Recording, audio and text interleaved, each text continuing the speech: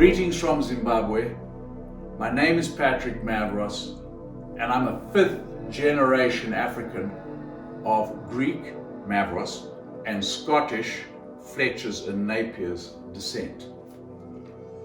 I was brought up in a wonderful community of storytellers. Storytellers are so important in Africa. I had my parents, my grandparents, chiefs, teachers, hunters, all telling this young man and my friends great stories. For centuries, Africa did not have the written word. It relied on oral history, storytelling. Lessons were learned through stories. And what we have developed is a unique system of connection and bondage of knowledge through that culture of storytelling, where stories were narrated accurately, sincerely, and handed down from generation to generation. These were the unseen books of guidance on our continent, and particularly sub-Saharan Africa. So, as we moved on through our history, so too did storytelling become the book of rules. The origins of your tribe, your family, the rules of governance for your family. What to do, what not to do. All of this was down to storytelling and connection. If we take a look at our piece of history now, where all of humanity is gripped in the talons of isolation, now is a great time to tell stories, a time of anxiety. We need to tell stories.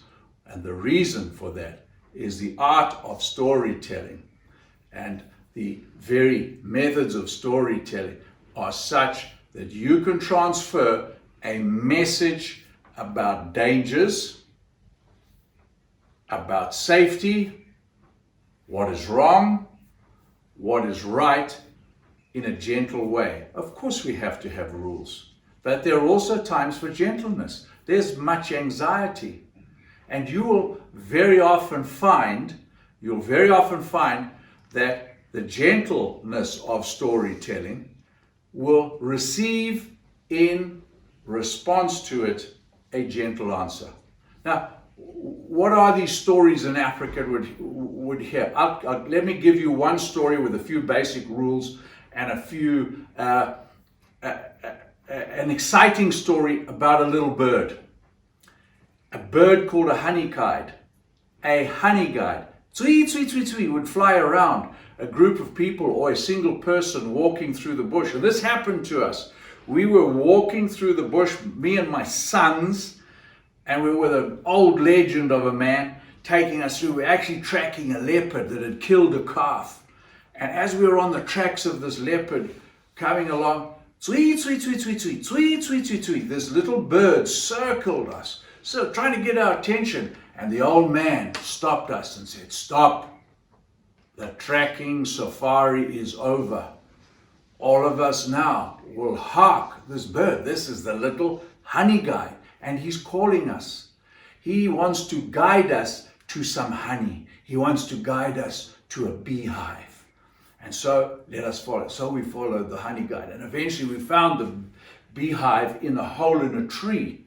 And looked there, our old friend picked up a bunch of grass and lit it, and the smoke intoxicated the bees and quietened them down. No one was stung, no bees were hurt, and then took out his little ihloka, his matapili axe, tock, tock, tock, enlarged the hole a bit so he could put his hand in and pull this honey out, and place the honey on branches, and then the grubs in the one comb, took that out and put it there.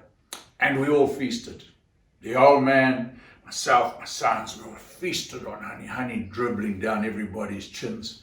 And then the old man said, you must leave some honey and you must leave the grubs for the honey guide, the guide that brought us to the hive. He needs to feed his children. Do not be selfish in our community. We leave enough for everybody. Protect the bees, leave some honey for the honey guide, and that's because if we break the rules and if we do not leave something for the honey guide and pay respect to that honey guide, the next time the honey guide will call us, tweet, tweet, tweet, tweet, tweet, tweet, tweet, tweet, tweet, tweet, and take us to a hole in a tree. And when we look into the hole in the tree, we will not see golden honey. We will see a deadly black mamba snake looking. And this is the story that this, and I remember, I'm 66 years old, and the story is like it was yesterday. Leave something for the rest of the community. Listen to the rules. Don't debate the rules in the middle of the bush. All right? They're great rules, a great story. It's a real life story. And all of us can learn from that, and we can benefit. And it's not going to cause an argument. It's a story. It's one of those wonderful things that is it's a soft introduction of a subject. You know, we've had great isolators in the history of mankind. We've had wars, we've had natural disasters, we've had pandemics, and now we are gripped in such a situation. Here we are gripped, isolated, and so much can be given to us now in the form of stories. All right, so much can be transmitted in a gentle way. So much can be achieved. Gentle introductions of rights and wrongs normally receive gentle responses. Responses that are harmonious and in symphony, as the Greeks would say, in symphony. Storytelling is a wonderful additive or wonderful introduction to a controversial subject. Do we listen to the rules? Yes, we do. Do not dispute that, but use the storytelling. At this time in our history, conditions are perfect for storytelling. Everybody is at home or isolated. Everybody is in need of leadership. Everybody is in need of laughter and impartial stories, you see. So, what can I say to all of you leaders amongst us? At this time in our history, the audience is ready. It is sitting on the edges of their chairs. Storyteller, use your magic wand of creativity and connect.